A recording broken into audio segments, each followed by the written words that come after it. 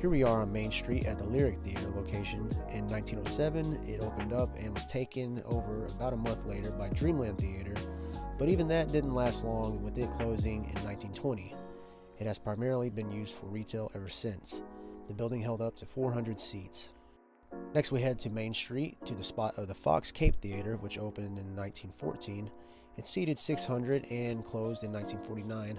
It will be demolished in the 80s, and the current location is a small playground next to a church. Just up the same street we have the Rialto. It opened in 1940 and seated up to 700 people. It closed its doors in 1989. The building's roof collapsed in 2010, and today it is a restaurant named Kenny's Flippin' Burgers, and the entire stretch of buildings has been remodeled.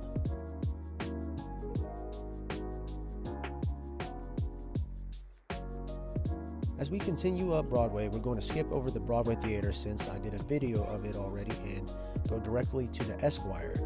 Everyone from Cape and every SEMA student knows of this old theater. There's no deception here. Everyone knows exactly what it once was.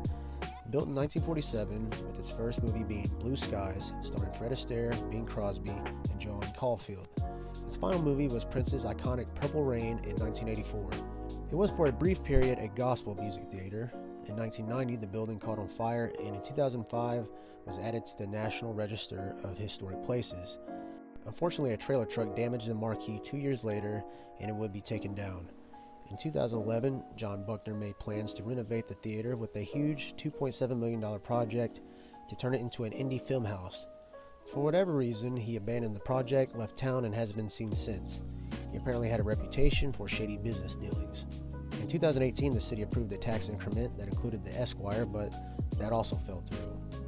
But as you can see now, the building is currently being worked on. A new plan approved in 2022 will have it turned into office spaces, thankfully saving the building from being demolished and extending the parking lot right next to it. This theater seated 1,100 people. We head to Good Hope Street, where there is no remnants of a theater, but a further look indicates that the Orpheum Theater stood right here in 1917.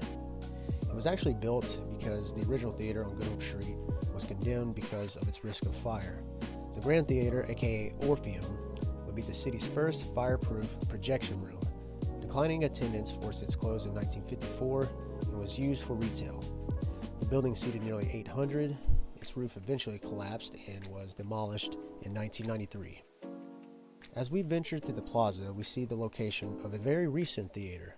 Some call it Carasotes, but I remember it as AMC. I went there twice. I remember seeing the Passion of the Christ here specifically. It had 5 screens, the most Cape Girardeau would have until the 90s. In 2011, this would close and become a place to buy tools. Way down the road on North Kings Highway is the location of the Starview Drive-In Theater, which opened in 1949, showing the movie Red River starring John Wayne and Montgomery Clift.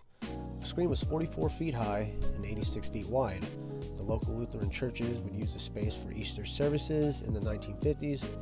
Starview closed in 1983, and the following year would be demolished. The parking lot held capacity for 750 cars. Currently, the location is Fountain Blue Lodge and a huge empty grass field. As we hop on the other side of town, we're at our first modern theater. Cape West, operated by Warenberg, opened in the summer of 1997. At the time, Air Force One, Good Burger, and Hercules were playing.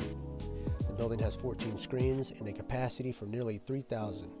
A change in ownership would rebrand it as Marcus Cinemas in 2018.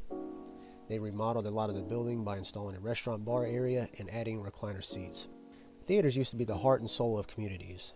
There used to be a time where you would go on every corner and see a theater or something the equivalent of. And back in the early 1900s, it wasn't just going to see a movie. It was embarking on a thrilling adventure to the world of imagination in your own city. But it didn't have to be the movies. It was sometimes a platform for local talent, events, and parties. A Saturday night in one of these buildings was an entire community event. Although these smaller venues are gone, their impact certainly remains. I would have absolutely loved to go to a drive-in theater. Like many people today, that's something I've never done. But even with that being said, I still have an amazing time seeing a movie this day and age. At a theater, that is. As long as I have the option, I'll always make sure to see it at the theater instead of streaming it at home. because that is certainly part of the magic that only cinemas can capture. So in conclusion, from 1907 to 1917, we see 3 theaters open. The first to close was the Lyric Dreamland. Fast forward to the 40s, and we see 2 new cinemas and Cape's first drive-in. In 1954, the Orpheum closes and becomes a retail store. Nearly 20 years later, Carasote's AMC opens in the plaza. The Fox Theater is demolished 7 years later, followed by the demolition of the Starview Drive-In. In 1984, you can see Purple Rain as the Esquire's final show. The Rialto closes in 1989. The Orpheum is demolished in 1993. Cape West opens in 1997 and is changed to Marcus Cinemas in 2018. As I mentioned, I previously did a video on the Broadway Theater, and as an update, the Broadway Theater was voted to be redeveloped by Brendan Todt and his company, Todt Construction.